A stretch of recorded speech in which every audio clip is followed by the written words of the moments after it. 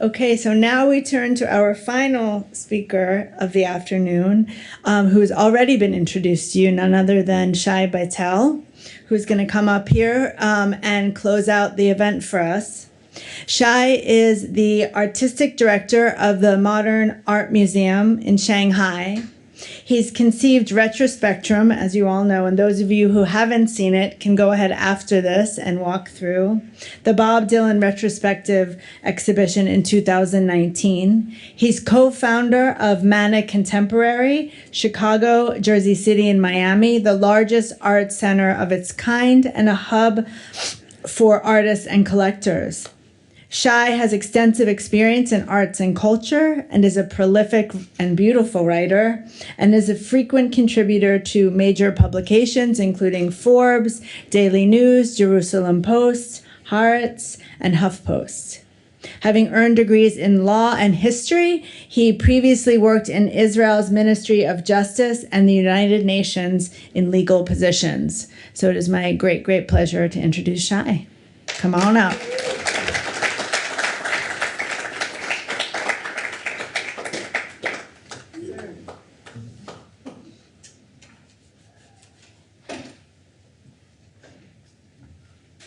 Thank you, Rebecca, and thank you for joining us today. I know that I'm, the closing speaker. I am practically, but I'm just going to say a few words.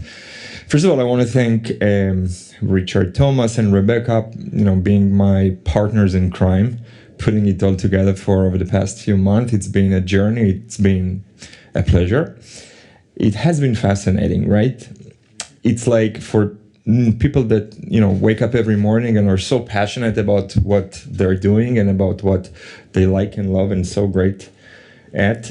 And it is true that I reached out to you out of nowhere and I said, hey, I'm doing this project about Bob Dylan. And this was after we were looking at who is a Dylanist, who is really someone who can speak so eloquently and so naturally about Dylan, the artist, the writer, the composer, the phenomenon.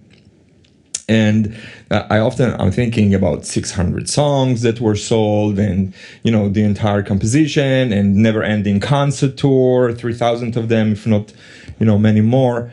And we speak about the treasure of, waking up into something that is so remarkable in the comprehensive making and the ability to be creative in so many fields, from writing to composing to performing to acting to editing to painting to drawing to sculpting. This is obviously a phenomenon that we don't see as often, certainly not in modern times. We used to see artists like that back in the Renaissance.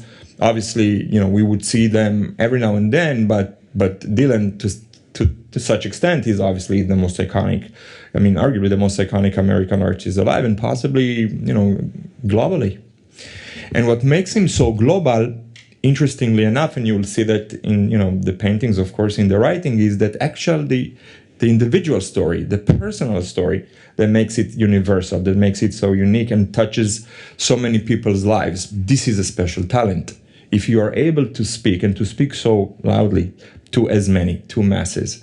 And this is what makes his art so remarkable, because, and he was asked, what would be more important, the lyrics or the music? Whereas maybe the visual art is even more important. It was not included in the original question, because this is exactly what speaks to everybody in such an international way, in such, a phenomenon that doesn't need the specific language, because it has its own way to express itself. And I go back to the 600 songs that were sold for as much, and what a cultural treasure it is in English and in every language.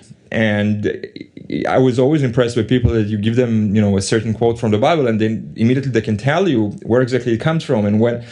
And we've had so much fun over the past 6 months when I attended our every Thursday meeting at 10:30 a.m. And we spoke about so many people. We wanted for them to be involved in the project, which obviously is multifaceted at FIU. And I have to thank the FIU family, from President Mark Rosenberg, and Brian Schreiner is not here, and Jordana, of course, who runs the museum, and Rebecca and Howard and everybody else that's here, Miriam.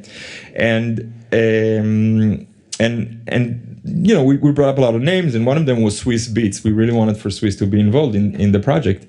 And when I said the name, and Swiss is great, and we've been friendly, and Richard says, of course, and he's mentioning even Alicia Keys in one of the songs. And I said, oh, really? And he said, yes. He says, I wonder where Alicia is in the world right now, right? Or something of this nature. And I was thinking, how crazy and incredible it is that he would know each and every word where it stays in every song. And there's more than 600. So, and there's many more examples that it's been a pleasure and an honor, and it was an incredible, educational experience for me to work with these fantastic people. Of course, I'd like to thank Governor Pattison for joining us today, who is not only a fantastic, public servant and an individual, an educator, but also a great friend. And Mary, his wife, is wonderful, and I'm very grateful for the friendship. And Ambassador Aaron, who has been friends of mine for 20 years or more, a little bit more than 20 years. Wow, time flies. And I think that so much was said, and Dylan is, forever will be discussed as the incredible artist and the genius behind the words, but also behind the paintings, I hope, because we're now sharing with the world the genius behind that as well. And like Horace said, that a picture is a poem without words. This is exactly, the common thread. That's exactly what we're looking into. Someone who was so talented to articulate himself in lyrics, in melodies, in paintings, and in drawings. And this is exactly what you'll see in the exhibition. If you haven't seen it yet, please do. The journey was interesting when we started working on the exhibition and going through the treasure of Dylan as far as a visual artist. As many of you would know him for a few decades, but he's been painting and drawing and creating other visual art. What was really interesting is to see the parallels between the subjects and the topics and the stories he would tell us through the lyrics, and then later on to see them through the paintings. It's been a pleasure. I'm still enjoying it every day. I'd like to thank you all for coming here, and hopefully we'll see you again. This was just a teaser, obviously, for the real thing that will come in full in the spring. So thank you very much. Thank you, of course, Robert, to join us in such a short notice. It's been a pleasure. And we'll see you now at the museum, hopefully, and then we have some great food right after. Thank you.